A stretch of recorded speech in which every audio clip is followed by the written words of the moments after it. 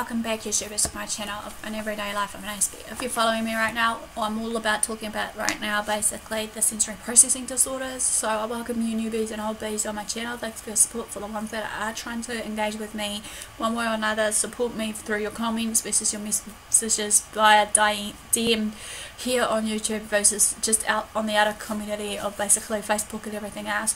No further ado though, before when I was doing about the sensory processing disorders, I just did a little brief introduction on what it is and basically also, you know, what I'm going to cover basically as an overview so that you can obviously understand bit by bit what I'm sharing in short, easy steps. So if you feel the must or have to share these with as a class experiment or whatever it may be, feel free to do so. Like I said, these videos can be shared in any way that possible that is of use to you as well as your family, friends or whoever that you want to address it to. No further ado though, basically before I end, I was talking about the classification of sensory processing disorders that came into three broad categories, which were number 1 was your sensory modulation disorder, number 2 is your sensory based disorders, and number 3 was basically sensory discrimination disorders. Excuse me.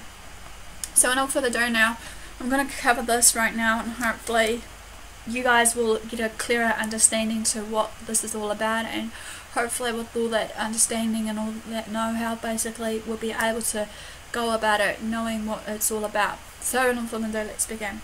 Okay, number 1 of the topic of these classifications is the sensory modulation disorder, okay, which is referred basically as the complex sensory nervous system, which is your neural messages, basically that conveys the information about the intensity, frequency, duration, complexity and novelty of your sensory stimuli. Those that has this disorder will or may show behaviours with a fearful and or anxious pattern of negative or stubborn behaviours.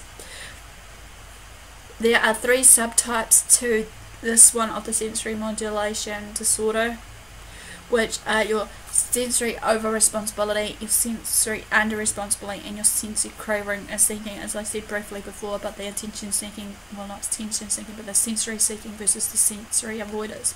So that will come under that perspective of that umbrella of that classification. Number 2 basically is your sensory based motor disorders, which will show that the motor output has been disorganized as a result of incorrect processing of the sensory information, affecting the postural control challenges. The symptoms for this will or may vary according to the disorder is to the disorder's type and subtypes that are present and shows. It can affect me as a person in some parts of what I share with you all that I have noticed with some parts of these 3 classifications. As if you've followed me so far, you will know about it, what I've shared so far on it. Some of you on my channel will have it.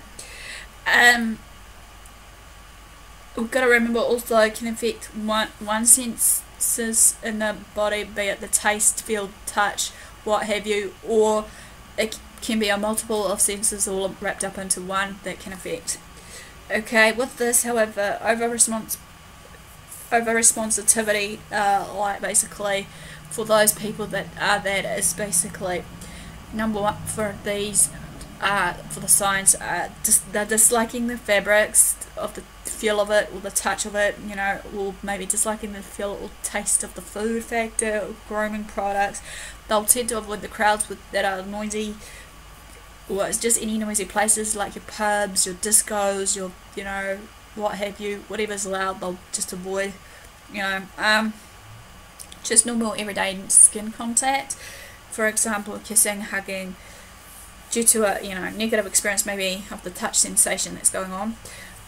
Then your sleeping disorders will come into play with this, obviously, as well as with this many people will think that people are being picky of certain foods that they eat, but this is based on that over responsivity inside the stimuli bit of those 5 classic senses. Your under responsivity, however, is basically what involves with that is basically you've got extreme difficulties waking up, getting up in the morning, the get up and go mojo, you know, you feel really enticed, excited, you want to, you know, ooh, I want to get up and go, you know, feel excited for your day. Sometimes you're just lacking of it, motivation, lacking of energy, or whatever it may be.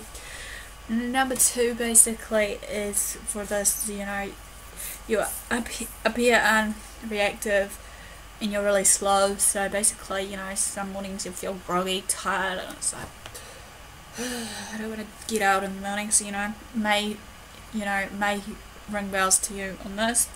And then for this under-responsivity, for some people, you know, they may appear deaf. It doesn't always mean that, but they may do, you know, and you don't know what to do with them, you know, with the ones that's lost their hearing, so you feel that you have to yell at them, but you don't have to yell at them necessarily. If they were wearing hearing aids, they can lip breathe. Many people mistake people that are, you know, really, you know, hearing impaired there just because they're hearing impaired and they may not have hearing aids in, and they've got all they do and they just automatically switch off. Don't blame them for that, you know. There are reasons to why. Excuse me. Okay, your sensory craving kind of people, as I've said, to define it, is basically are the ones that will fidget really a lot. So, you know, they get really excited, hyperactive. They obviously will be the ones that want to make loud noises or seek out loud noises, regardless where they may be. They'll appear impulsive, and basically they suck or biting clothing, fingers, whatever the case may be. And then for the sensory motor base, they will appear slow, clumsy, and they will have poor posture. Last but not least is your sensory discrimination disorder. Right, this disorder involves in the incorrect processing of sensory information again. Okay, that ends basically that, but then again, I want to quickly share with you all, you know, the causes of this before I end it. Okay, the midbrain and stem regions of the central nervous system, however, are the early centers in the processing pathway for multisensory interrogation, meaning that obviously, as we know, we've got multiple neurotransmitters that's transmitting from our brain whatever else it may be, basically, that sends these messages about whatever it may be, and sometimes it can be the wrong messages or the right messages depending on how it is. Okay, but as we know, basically the causes of it in the psychology thing, it has been like unknown to certain points in this day about why, you know, sensory processing disorders just exist, and it's why. But as we know, as I said before, inside the midbrain and the brainstem regions of the central nervous system are the early centers and processing pathways for multisensory integration. Just as I said, just to make it clear, I'll repeat that out to you. These parts of the brain regions are obviously involved in processes such as, for example, which will include the following: your coordination, your balance, your attention to detail, your attention just in general about, you know, certain things that has been passed on, or certain information when you're in class, what have you. Your arousal, it can be your sexual arousal versus your other arousals. I'll explain more later in the piece on that if need be, if you want me to clarify that up. And your autonomic functions. Okay, other sensory information that has been passed through these centers of the brains, you know, with these neurotransmitters and all that, is then transported to the brain region, which is responsible for the next part of your brain, which is your emotions, your memory, and high-level thinking functions. Some of the proposed underlying causes, however, by some current research that has been, you know, researched, has said to be are as follows. Number 1, your differences in tactile, which is your touch and sound, over your responsivity that shows moderate genetic influences. Okay. Number 2 is people with sensory processing disorders have less sensory gaining, meaning for that sensory gaining is the what they look at and perceive in the outside world, maybe not what it seems to them. So that, as I said before, the way they perceive it after seeing it through their, you know, one of their senses versus, you know, hearing it or whatever, may give a wrong signal. Number 3 is people with over-responsivity may have increased D2 receptors in the striatum related to the aversion to tactile stimuli and produce habituation. So basically somewhere in that brain, you know, with that over-responsivity, D2 is basically just a chemical hormone that's released, as well as the neurotransmitters. Number 3, like last one but not least, for recent research found in minimal white matter microstructure, children with SPD compared with typical children and those with one neurological disorder such as autism and ADHD. Basically that ends the second part of your series of the SPD. Give me the like for thumbs up for support showing that you're engaging.